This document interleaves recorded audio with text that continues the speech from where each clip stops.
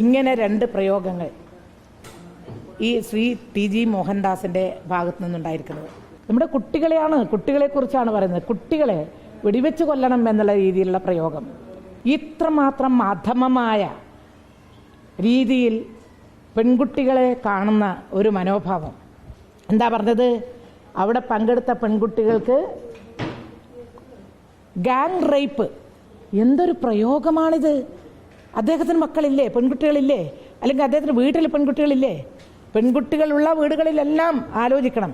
ഇപ്പം നമ്മുടെ രാജ്യത്ത് ഇപ്പം കഴിഞ്ഞ കുറച്ച് നാളുകളായിട്ട്, കുറച്ച് കാലമായിട്ട്, കുറച്ച് വർഷങ്ങളായിട്ട് ഈ വിദ്വേഷം ജനിപ്പിക്കുന്ന, വെറുപ്പുണ്ടാക്കുന്ന ഒട്ടനവധി പ്രസംഗങ്ങൾ, അതുപോലെ സംഭാഷണങ്ങൾ കേട്ടുകൊണ്ടിരിക്കുകയാണ്. പ്രത്യേകിച്ചും അത് വർഗീയതയുമായി ബന്ധപ്പെട്ടുകൊണ്ട് ഉയർന്നു വരുന്ന നിരവധി പ്രശ്നങ്ങൾ, പ്രത്യേകിച്ച് വടക്കേ ഇന്ത്യയിൽ നിന്ന് RSSൻ്റെയും BJPയുടെയും വിശ്വ ഹിന്ദു പരിഷത്തിൻ്റെയും നേതാക്കൾ മറ്റുള്ളവരിൽ അങ്ങേയറ്റം വിഷമവും ഒപ്പം അവരുടെ ഭാഗത്ത് അവർക്കെതിരെ വെറുപ്പുമുണ്ടാക്കുന്ന ചില പ്രത്യേക മതന്യൂനപക്ഷങ്ങൾക്കെതിരെ മറ്റുള്ളവർ അവർ ഉദ്ദേശിക്കുന്ന രൂപത്തിൽ, പ്രത്യേകിച്ചും ഹിന്ദുത്വ എന്ന് പറയുന്ന ഈ RSS വർഗീയത മുറ്റി നിൽക്കുന്ന ആളുകൾക്കിടയിൽ കുറേയേറെ വിദ്വേഷം ഉണ്ടാക്കാനിടയാക്കുന്ന പ്രസംഗങ്ങൾ ധാരാളം ഉണ്ടായിട്ടുണ്ട്. അത് മന്ത്രിമാരുടെ ഭാഗത്തുണ്ടായിട്ടുണ്ട്.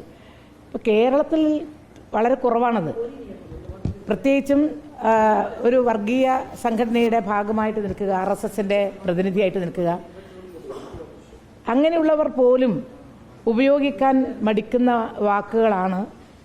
അവരുടെ ഭാഗത്തുനിന്ന് പോലും പല BJP നേതാക്കന്മാരുടെയോ അല്ലെങ്കിൽ RSS നേതാക്കന്മാരുടെയോ ഭാഗത്ത് നിന്ന് ഒരിക്കലും നമ്മൾ പ്രതീക്ഷിക്കാത്ത ചില ഭാഗങ്ങളൊക്കെ ഉണ്ടായിട്ടുണ്ടെങ്കിൽ പോലും എത്രയോ നേതാക്കന്മാരെ എനിക്കറിയാം BJPയുടെ. പക്ഷെ അവരിൽ നിന്നും ഒന്നും ഇതുവരെ ഉണ്ടാകാത്ത വിധത്തിൽ കേരളത്തിൽ ആദ്യമായിട്ടാണ് ഇങ്ങനെ രണ്ട് പ്രയോഗങ്ങൾ ഈ ശ്രീ ടി.ജി. മോഹൻദാസിൻ്റെ ഭാഗത്തു നിന്നുണ്ടായിരിക്കുന്നത്. അദ്ദേഹം RSSൻ്റെ പ്രവർത്തകനാണ്, നേതാവാണ്. അദ്ദേഹം മീഡിയകളിൽ വന്ന് സംസാരിക്കുന്നു, ഇതൊക്കെയുണ്ട്. പക്ഷെ അദ്ദേഹം സംസാരിക്കുന്നത് അങ്ങേയറ്റം സംസ്കാരശൂന്യമാണ്. സംസ്കാരത്തിന്, ഭാരതീയ സംസ്കാരത്തിന്, കേരളീയ സംസ്കാരത്തിന്, മലയാളികളുടെ സംസ്കാരത്തിന് ഒട്ടും യോജിക്കാത്ത വിധത്തിലുള്ള ഭാഷയാണ് അദ്ദേഹം പ്രയോഗിക്കുന്നത്.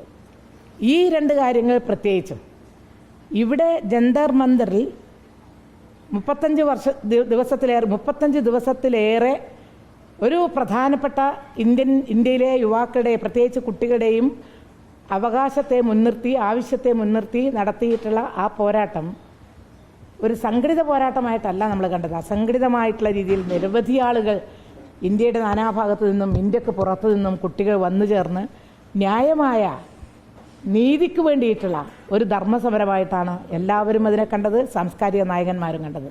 പക്ഷേ ആ സമരത്തിൽ പങ്കെടുത്തവരെ വെടിവെച്ച് കൊല്ലണം, നമ്മുടെ കുട്ടികളെക്കുറിച്ചാണ് പറയുന്നത്. കുട്ടികളെ വെടിവെച്ച് കൊല്ലണം എന്നുള്ള രീതിയിലുള്ള പ്രയോഗം ഇപ്പോൾ നമ്മൾ ചില സ്റ്റേറ്റുകളിൽ കണ്ടു. അത് AK-47 തോക്ക് ഉപയോഗിച്ച് വെടിവെക്കുന്ന ചിത്രവും കണ്ടു. അത് പ്രയോഗത്തിൽ വരുത്തുക എന്നുള്ളതാണോ രാജ്യം ഭരിക്കുന്നവരുടെ ലക്ഷ്യം? അങ്ങനെയാണോ സമരത്തെ ഇതിനു മുൻപ് ഒരു ജനാധിപത്യ രാഷ്ട്രത്തിൽ നേരിട്ടത്? അങ്ങേയറ്റം അപലപനീയമാണ്, പ്രതിഷേധാർഹമാണ്. ഇത് രാജ്യം മുഴുവൻ പ്രതിഷേധിക്കേണ്ടുന്ന രീതിയിലുള്ള ഏറ്റവും അപലപനീയമായ ഒരു സ്റ്റേറ്റ്മെൻറ്റാണ് ഈ ടി.ജി. മോഹൻദാസ് എന്ന് പറയുന്ന RSS നേതാവിൻ്റെ ഭാഗത്തുനിന്നുണ്ടായിട്ടുള്ളത്. അത് ഈ രാജ്യത്തുള്ള മുഴുവൻ ആളുകളും പ്രതിഷേധിക്കേണ്ടുന്നൊരു കാര്യമാണ്. അതിനേക്കാളും വൾഗറായിട്ടുള്ള, അതിനേക്കാളും മ്ലേച്ഛമായിട്ടുള്ള, ഇനി അതിന് വേണ്ടി എന്ത് പദമാണ് ഉപയോഗിക്കേണ്ടതെന്ന് എനിക്ക് മനസ്സിലാവുന്നില്ല. ഇത്രമാത്രം അധമമായ രീതിയിൽ പെൺകുട്ടികളെ കാണുന്ന ഒരു മനോഭാവം, ഇത് മനുസ്മൃതിയുമായി ബന്ധപ്പെട്ടുകൊണ്ട് രാജ്യത്ത് നടപ്പിലാക്കാൻ ഉദ്ദേശിക്കുന്ന വിധത്തിലുള്ള ചില സംസ്കാരത്തിൻ്റെയോ ആശയത്തിൻ്റെയോ ഭാഗമായിട്ടാണോ അദ്ദേഹം ഈ രൂപത്തിൽ പ്രതികരിച്ചത്? ഇവിടെ പങ്കെടുത്തിട്ടുള്ള നമ്മുടെ കുട്ടികളുടെ, ആ പെൺകുട്ടികളുടെ ചുറുചുറുക്കും ഊർജ്ജസ്വലതയും അവരുടെ മുദ്രാവാക്യവും ഒക്കെ കാണുമ്പോൾ നമുക്ക് അഭിമാനം തോന്നുകയാണ്. ഹിമാചൽ പ്രദേശിൽ നിന്നുള്ള നമ്മുടെ ഒരു പെൺകുട്ടി ഈ രൂപത്തിൽ പ്രതികരിച്ചിട്ടുണ്ട്. ഒരു പെൺകുട്ടിയെ പോലീസ് അകാരണമായിട്ട് ലാത്തി കൊണ്ട് അടിച്ച് മർദ്ദിക്കുന്ന സമയത്ത് ആ പോലീസുകാരനെ എന്താണ് നിങ്ങൾ ചെയ്യുന്നത്, പോലീസുകാരനെ അങ്ങോട്ട് തള്ളി മാറ്റുകയാണ്, കുട്ടിയെ അടിക്കരുതെന്ന് പറഞ്ഞിട്ട്, മറ്റേ പെൺകുട്ടിയെ അടിക്കരുതെന്ന് പറഞ്ഞിട്ട്. ആ പെൺകുട്ടി നമ്മുടെ ഈ സമരത്തിൽ എല്ലാവരുടെയും ശ്രദ്ധ പിടിച്ചു പറ്റിയ ഡോക്ടർ അംബേദ്കർ മെമ്മോറിയൽ യൂണിവേഴ്സിറ്റിയിലെ ഒരു പെൺകുട്ടിയാണ്. അവരെ സസ്പെൻഡ് ചെയ്തു ആ പെൺകുട്ടി എന്നാണ് അറിഞ്ഞത്. ഞങ്ങൾ ഹിമാചൽ പ്രദേശിൽ വിളിച്ചു. ഞങ്ങളുടെ മഹിളാ അസോസിയേഷൻ്റെ സ്റ്റേറ്റ് സെക്രട്ടറി സഖാവ് ഫാൽമ ചൗഹാൻ ആ പെൺകുട്ടിയുടെ വീട്ടിൽ പോയി അന്വേഷിക്കുകയും ചെയ്തു. എന്താ പറഞ്ഞത്? അവിടെ പങ്കെടുത്ത പെൺകുട്ടികൾക്ക് ഗാങ് റേപ്പ് അതവർ വളരെ ഇഷ്ടത്തോടു കൂടി സ്വീകരിക്കാനുള്ള മട്ടിലാണ്. എന്തൊരു പ്രയോഗമാണിത്! അദ്ദേഹത്തിന് മക്കളില്ലേ, പെൺകുട്ടികളില്ലേ? അല്ലെങ്കിൽ അദ്ദേഹത്തിന് വീട്ടിൽ പെൺകുട്ടികളില്ലേ?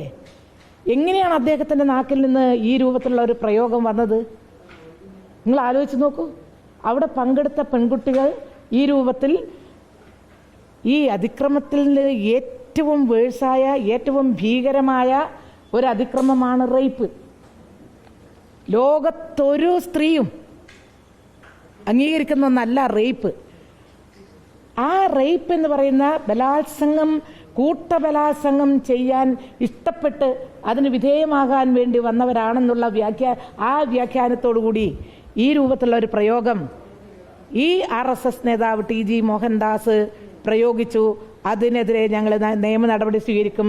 കേരളത്തിലെ ഞങ്ങളുടെ സംഘടന സുജാത സെക്രട്ടറിയായി പ്രവർത്തിക്കുന്ന ഞങ്ങളുടെ അഖിലേന്ത്യാ ജനാധിപത്യ മഹിളാ അസോസിയേഷൻ്റെ സ്റ്റേറ്റ് നേതൃത്വം ഇതിനെതിരെ നിയമ നടപടി സ്വീകരിക്കണമെന്നുള്ളത് തന്നെയാണ് തീരുമാനിച്ചിട്ടുള്ളത്. അത് ഇത് യഥാർത്ഥത്തിൽ എന്നിട്ട് ഈ പ്രതികരണങ്ങളൊക്കെ ഉണ്ടായിട്ടും അദ്ദേഹം ഒരു ക്ഷമ പോലും ചോദിക്കുന്നില്ല എന്നുള്ളത് അദ്ദേഹത്തിൻ്റെ ആ മനസ്സിൻ്റെ ഭീകരത എത്രത്തോളം വലുതാണ് എന്ന് കാണിക്കുകയാണ്. ഇത് പ്രതിഷേധാർഹമാണ്. ഇത് സ്ത്രീകൾ മാത്രം പ്രതിഷേധിക്കേണ്ടുന്ന ഒരു വസ്തുതയല്ല. പെൺകുട്ടികളുള്ള വീടുകളിലെല്ലാം ആലോചിക്കണം. ഇങ്ങനെ പെൺകുട്ടികൾ ഈ തരത്തിലുള്ള പോരാട്ടത്തിന്, സ്വാതന്ത്ര്യ സമര പോരാട്ടങ്ങളിൽ പങ്കെടുത്തിട്ടുള്ള ലക്ഷക്കണക്കിന് വരുന്ന നമ്മുടെ സഹോദരിമാർ അനുഭവിച്ച ദുരിതം നമ്മൾ അഭിമാനത്തോടു കൂടിയാണ് ഓർക്കുന്നത്. ഇപ്പോൾ ഈ ഒരു അവകാശത്തിന് വേണ്ടി 10-22 കുട്ടികൾ ആത്മഹത്യ ചെയ്ത ഒരു സംഭവവുമായി ബന്ധപ്പെട്ടുകൊണ്ട് അങ്ങേറ്റം ഈ വിദ്യാഭ്യാസ രംഗത്ത് നടന്നുകൊണ്ടിരിക്കുന്ന ക്രമരഹിതമായിട്ടുള്ള പ്രവർത്തനങ്ങളെ സംബന്ധിച്ച് ലോകം മുഴുവൻ അറിഞ്ഞപ്പോൾ ധർമ്മേന്ദ്ര പ്രധാൻ രാജിവെക്കണം എന്ന ഏക മുദ്രാവാക്യവുമായി സമരം ചെയ്തിട്ടുള്ള ആ കുട്ടികളോട് ഈ രൂപത്തിൽ പ്രതികരിക്കുക, ഈ രൂപത്തിലാണ് പെരുമാറുന്നത് നിലപാടെങ്കിൽ ആ നിലപാട് അതിശക്തമായിട്ട് എതിർക്കണം. കേരള ഗവൺമെൻറ്റിൻ്റെ ഭാഗത്തു നിന്ന് ശക്തമായിട്ടുള്ള നടപടി ഉണ്ടാകുമെന്ന് ഞാൻ പ്രതീക്ഷിക്കുകയാണ്. അതിനായിട്ട് ബഹുമാനപ്പെട്ട മുഖ്യമന്ത്രിയോട് ശ്രീ VD സതീശനോട് ഇതിലിടപെട്ട് ഇതിൽ സ്വമേധയാ അദ്ദേഹത്തിന് ഇടപെടാം. അതുപോലെ ബഹുമാനപ്പെട്ട കേരള ഹൈക്കോടതി തീർച്ചയായിട്ടും ഇത് കാണുന്നുണ്ടാവും. കേരള ഹൈക്കോടതിയിലെ ചീഫ് ജസ്റ്റിസ് അദ്ദേഹം തീർച്ചയായിട്ടും ഇത്തരം നീചമായ വർത്തമാനം നീചമായി സംസാരിക്കുന്ന ഇതുപോലുള്ള വ്യക്തികൾക്കെതിരെ നടപടിയെടുക്കണം. ബഹുമാനപ്പെട്ട ഹൈക്കോടതി സോമോട്ടോ കേസ് ഇദ്ദേഹത്തിനെതിരെ എടുക്കണം എന്നുള്ള കൂടി അഭ്യർത്ഥന എനിക്കുണ്ട്.